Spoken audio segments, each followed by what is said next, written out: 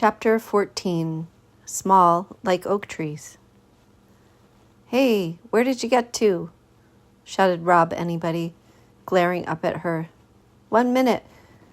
We was just about to give them lawyers a good legal seeing to. Next minute, you and the Quinn was gone." Dreams within dreams, Tiffany thought, holding her head. But they were over, and you couldn't look at the Knack McFeagle and not know what was real. "It's over," she said. "Did you kill her?" "Nope." "She'll be back then," said Rob Anybody. "She's awful. Stupid, that one. Clever with the dreaming, I'll grant ye, but not a brain in her head." Tiffany nodded. The blurred feeling was going. The moment of wide awakeness was fading like a dream. But I must remember that it wasn't a dream. "How did you get away from the huge wave?" she asked. "Ah, we were fast movers," said Rob Anybody. "Ain't it? And it was a strong lighthouse, of course. The water came up pretty high. A few sharks were involved, that kind of thing," said not as big as medium-sized Jock, but bigger than wee Jock. "Oh, aye, a few sharkies," said Rob Anybody, shrugging, "and one of them octopuses."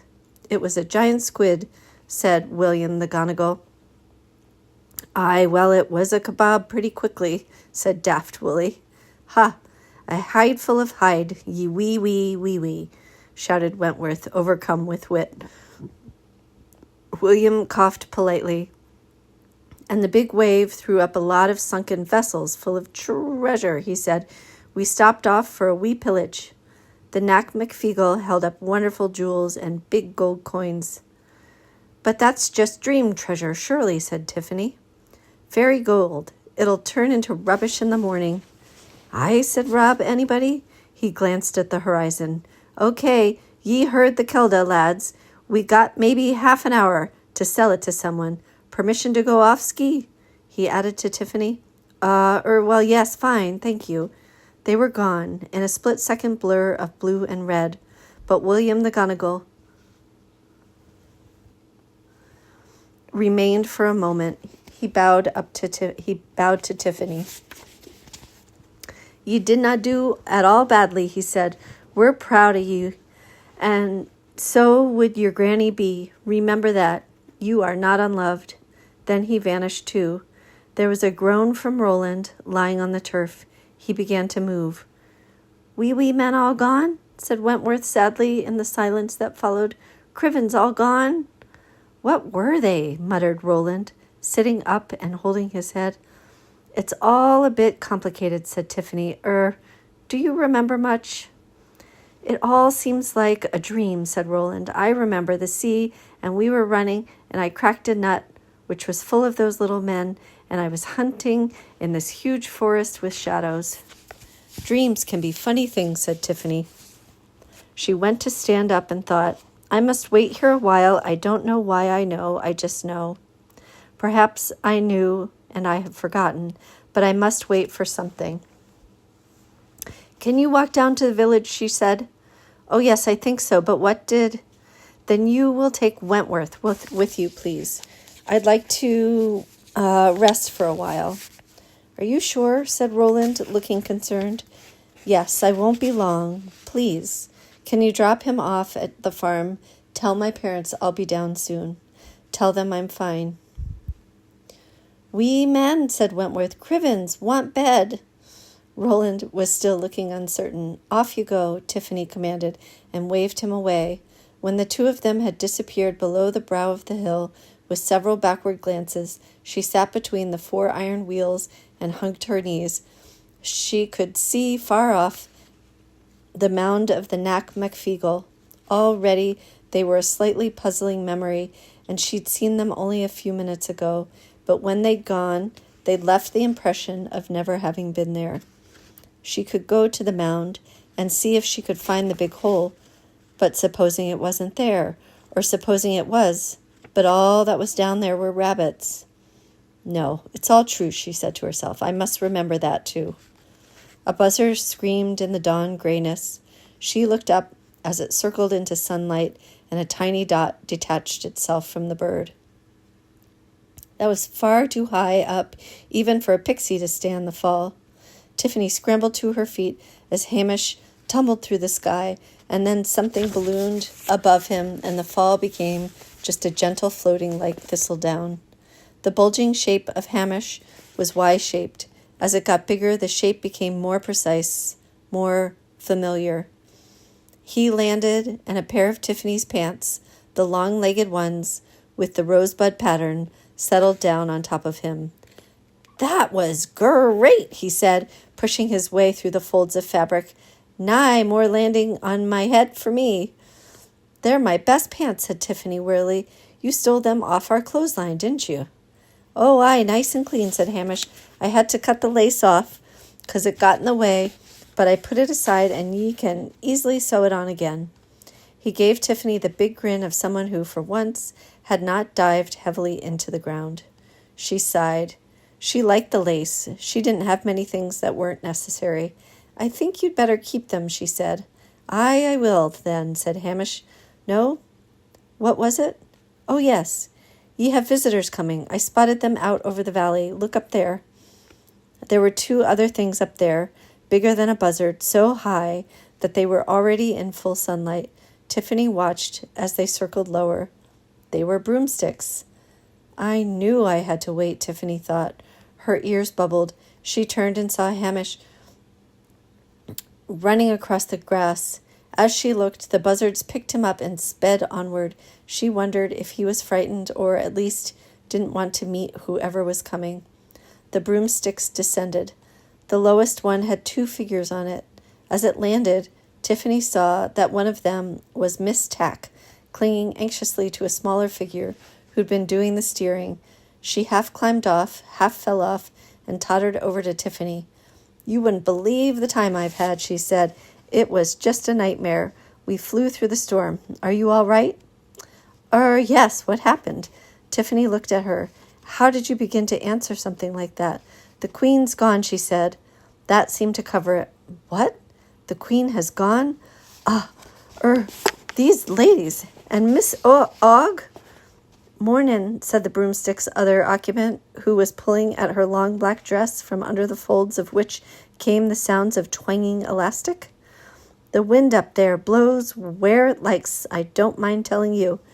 She was a short, fat lady with a cheerful face like an apple that had been stored too long.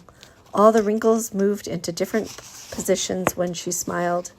"And this," said Miss Tick, "is Mistress," snapped the other witch.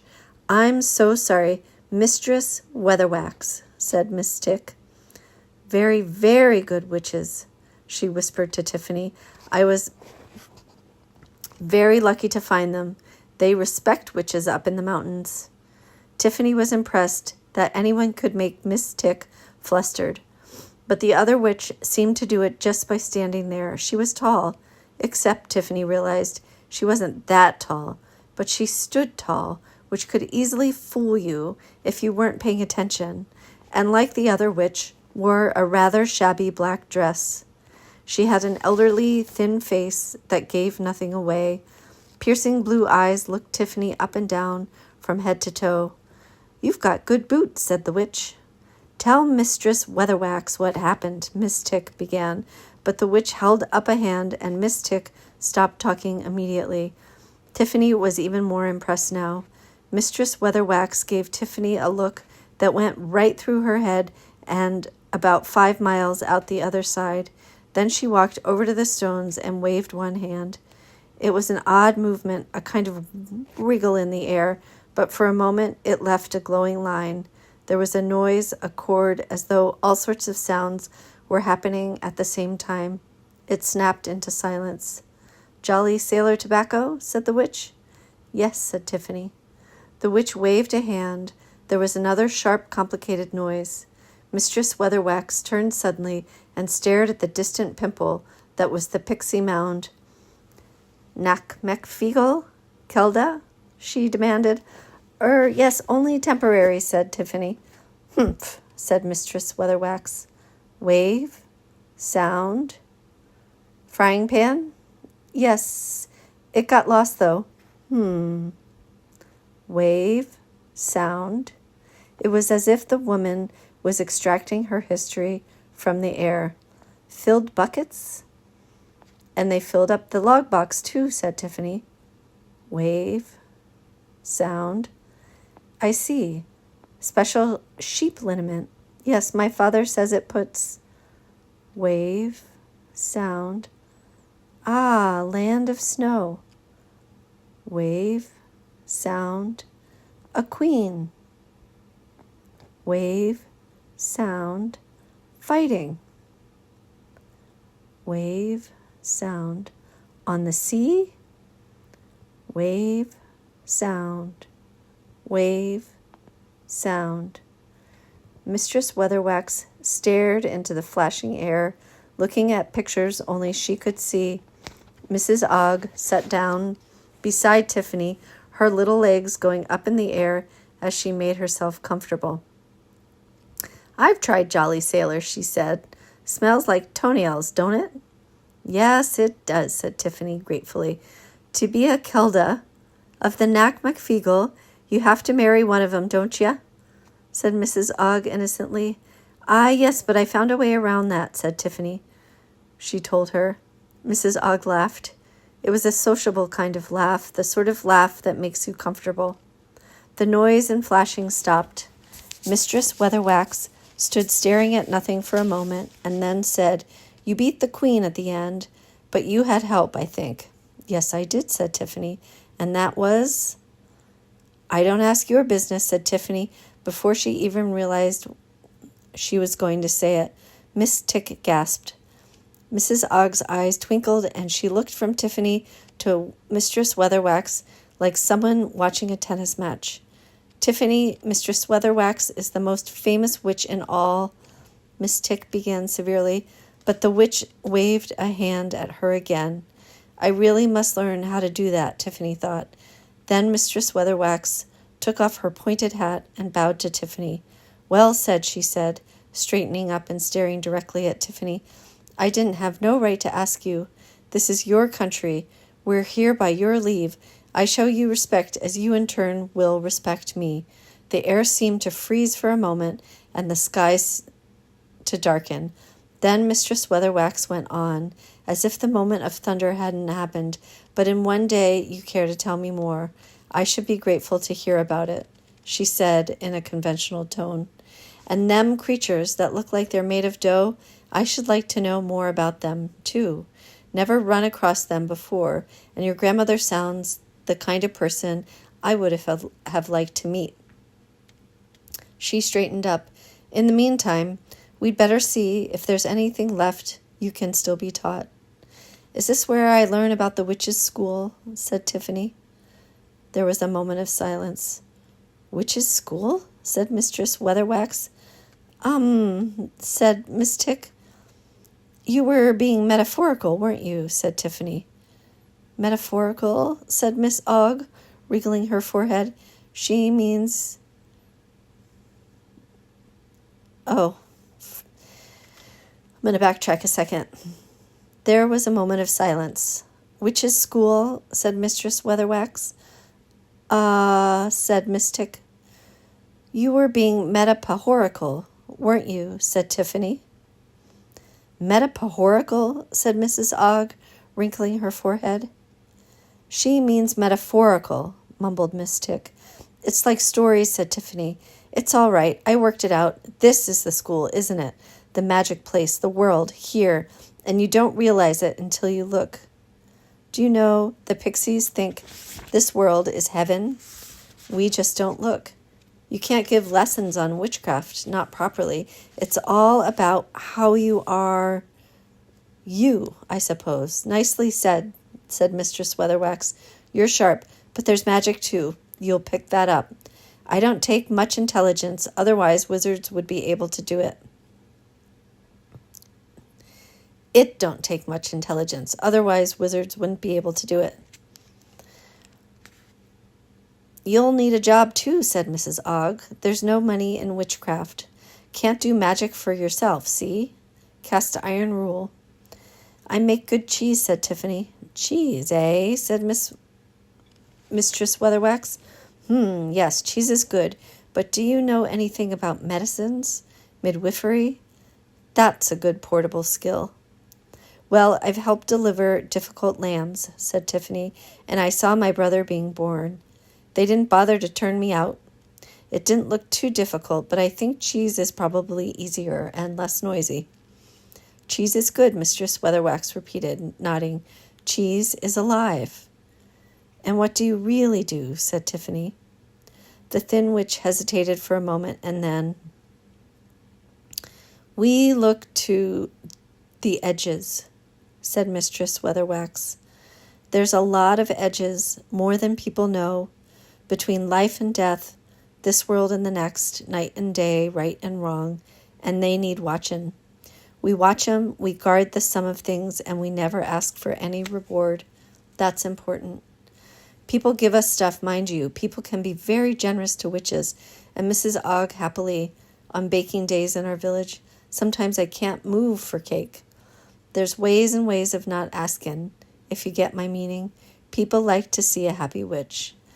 But down here, people think witches are bad, said Tiffany, but her second thoughts added, remember how rarely Granny Aching ever had to buy her own tobacco? It's amazing what people can get used to, said Mrs. Ogg. You just have to start slow. And we have to hurry, said Mistress Weatherwax. There's a man riding up here on a farm horse. Fair hair, red face. Sounds like my father. Well, he's making the poor thing gallop, said Mistress Weatherwax. Quick now, you want to learn the skills? When can you leave home? Pardon, said Tiffany.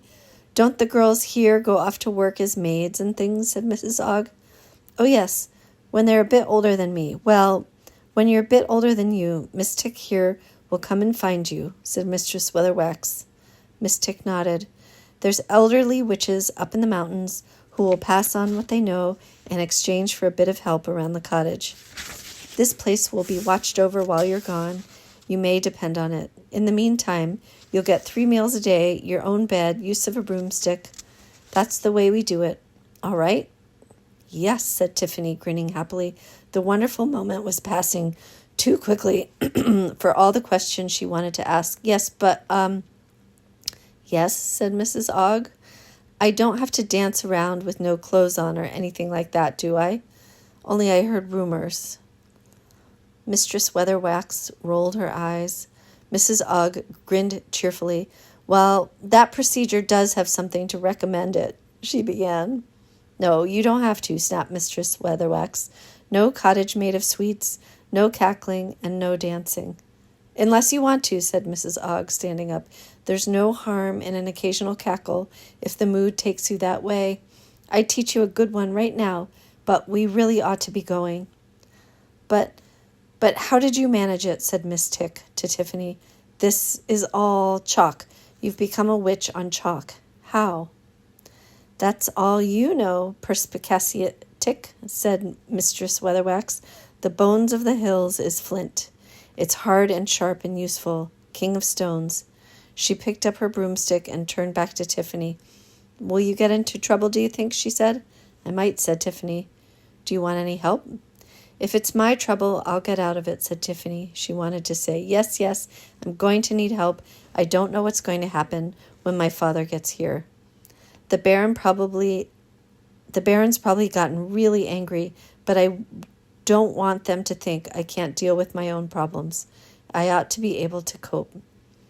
That's right, said Mistress Weatherwax. Tiffany wondered if the witch could read minds. Minds? No, said Mistress Weatherwax, climbing onto her broomstick. Faces, yes. Come here, young lady. Tiffany obeyed. The thing about witchcraft, said Mistress Weatherwax, is that it's not like school at all. First you get the test, and then afterward you spend years finding out how you passed it. It's a bit like life in that respect. She reached out and gently raised Tiffany's chin so that she could look into her face. I see you opened your eyes, she said. Yes.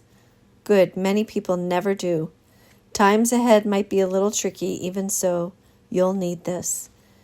She stretched out a hand and made a circle in the air around Tiffany's head, then brought her hand up over the head while making little movements with her forefinger. Tiffany raised her hands to her head. For a moment she thought there was nothing there, and then they touched something. It was more like a sensation in the air. If you weren't expecting it to be there, your fingers passed straight through. Is it really there? She said.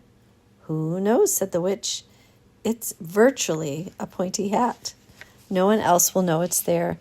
It might be a comfort. You mean it just exists in my head, said Tiffany. You've got lots of things in your head. That doesn't mean you aren't real, but not to ask me too many questions. What happened to the toad? Said Miss Tick, who did ask questions. He's gone off with the wee free men, said Tiffany. It turned out he used to be a lawyer. You've given a clan of the Knack MacFeagle their own lawyer, said Mrs. Ogg. That'll make the world tremble. Still, I always say the occasional tremble does you good.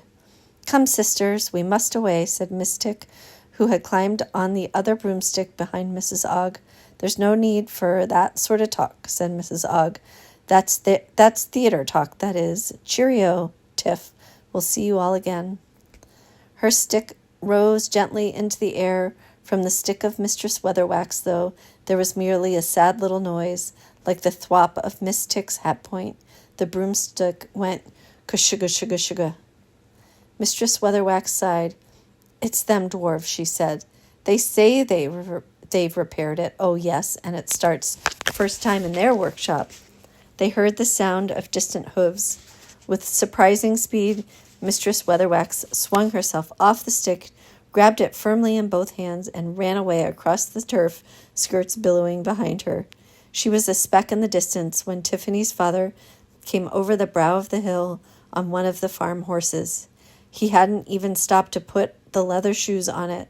Great slices of earth flew up as hooves the size of large soup plates, each one shod with iron, bit into the turf. Tiffany heard a faint sugar, sugar, sugar, sugar, sugar, boom behind her as he leapt off the horse. She was surprised to see him laughing and crying at the same time. It was all a bit of a dream. Tiffany found that a very useful thing to say. It's hard to remember. It was all a bit of a dream. Tiffany found that a very useful thing to say. It's hard to remember. It was all a bit of a dream. It was all a bit of a dream. I can't be certain. The overjoyed Baron, however, was very certain. Obviously, this queen woman, whoever she was, had been stealing children, but Roland had beaten her. Oh, yes, and helped these two young children to get back as well. Her mother had insisted on Tiffany's going to bed, even though it was broad daylight. Actually, she didn't mind. She was tired and lay under the covers in that nice pink world, halfway between asleep and awake. She heard the Baron and her father talking downstairs. She heard the story being woven between them as they tried to make sense of it all. Obviously, the girl had been very brave. This was the Baron speaking. But, well, she was 9, wasn't she, and didn't even know how to use a sword, whereas Roland had had fencing lessons at his school. And so it went on. There were other things she heard her parents discussing later, when the Baron had gone. There was the way Ratbag now lived on the roof, for example. Tiffany lay in bed and smelled the ointment her mother had rubbed into her temples.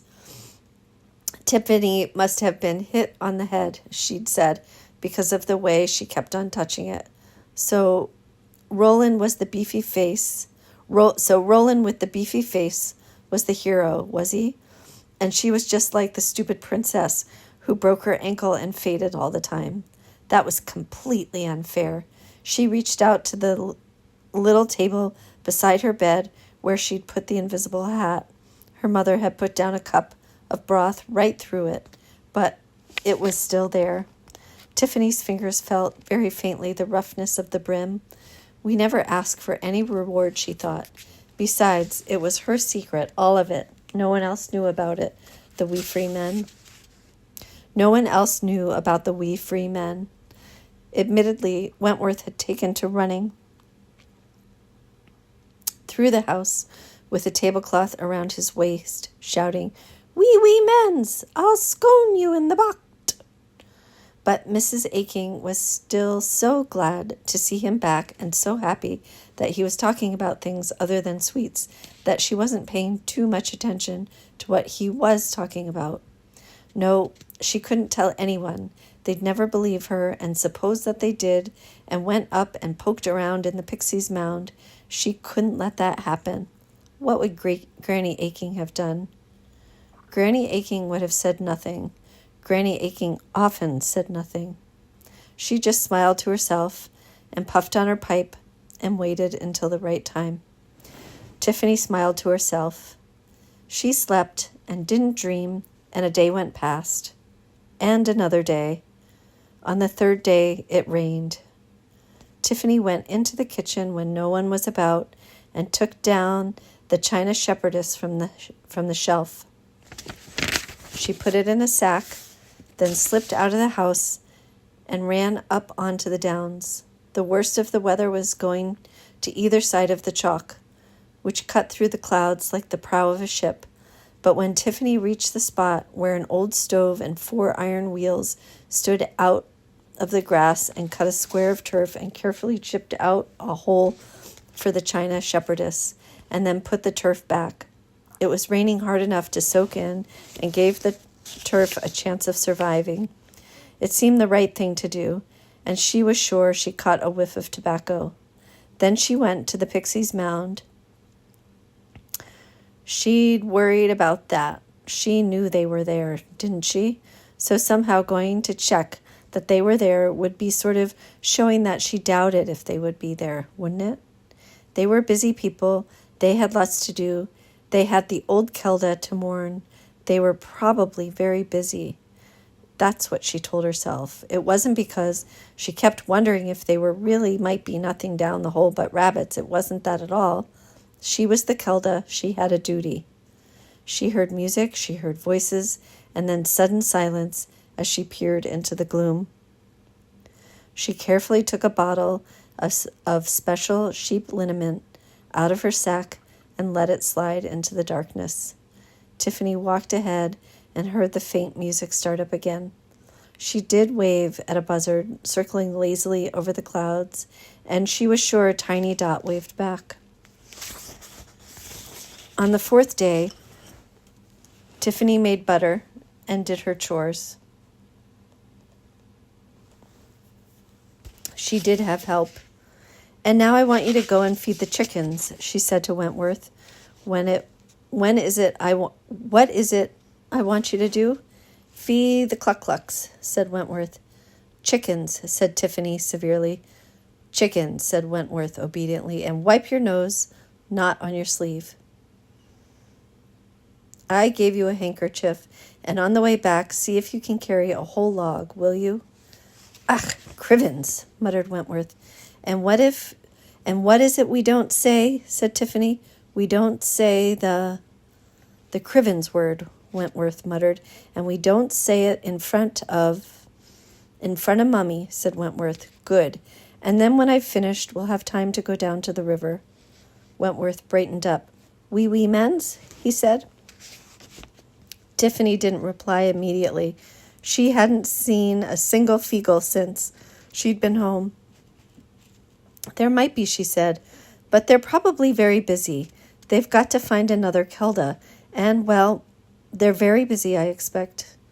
Wee men say, "Hit you in the head, fish face," said Wentworth happily. "We'll see," said Tiffany, feeling like a parent. "Now, please go and get the eggs."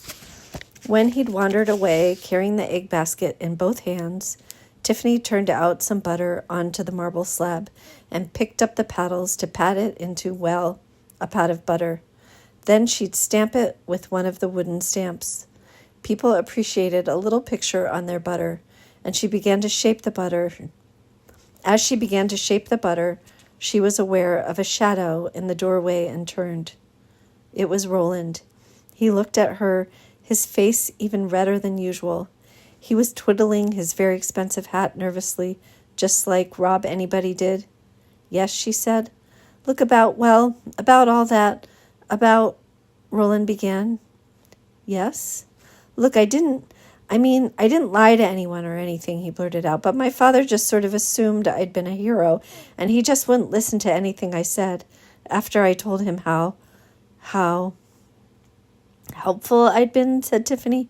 Yes, I mean, no, he said it was lucky for you I was there. He said, it doesn't matter, said Tiffany, picking up the butter paddles again.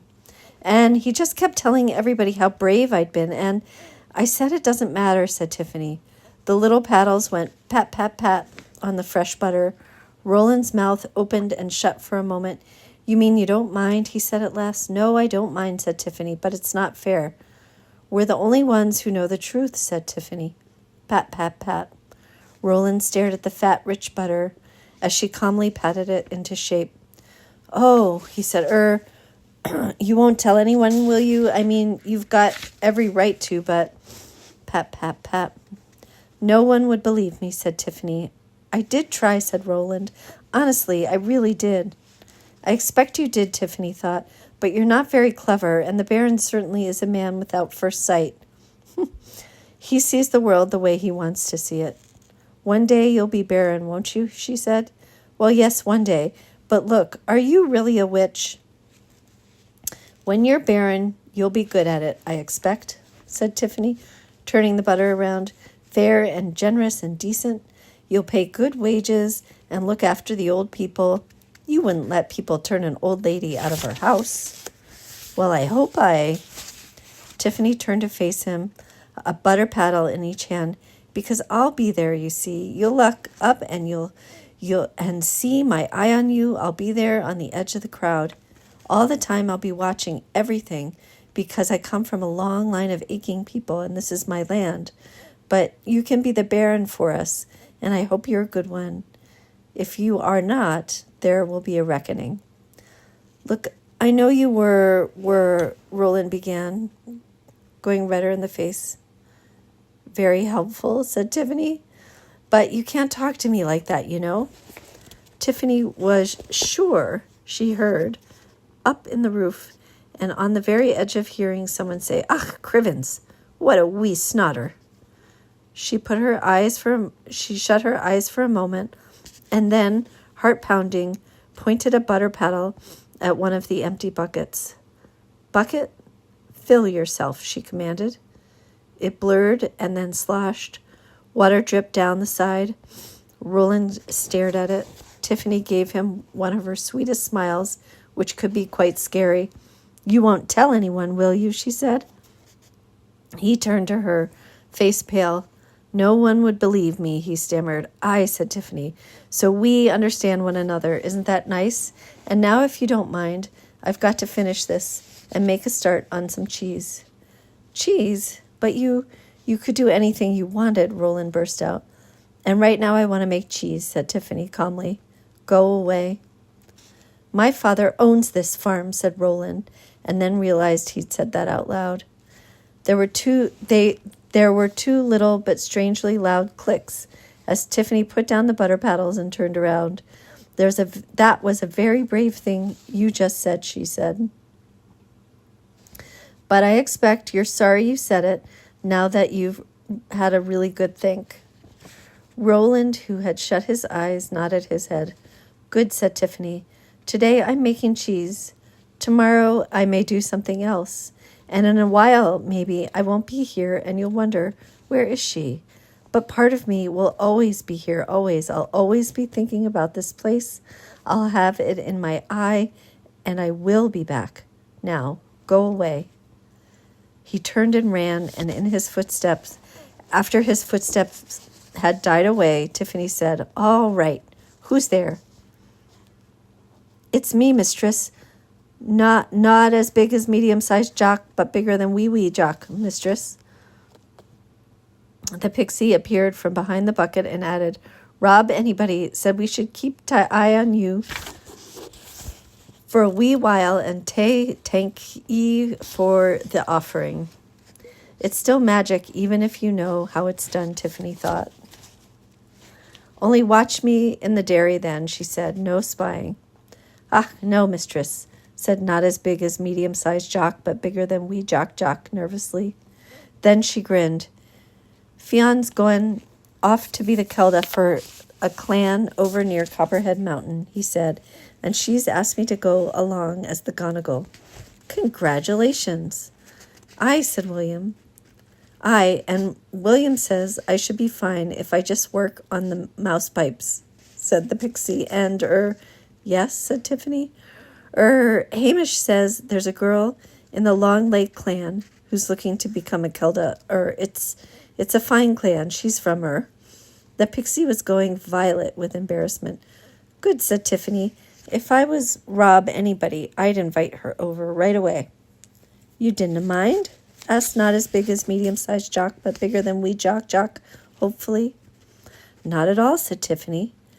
She did a little bit, she had to admit to herself, but it was a bit she could put away on a shelf in her head somewhere.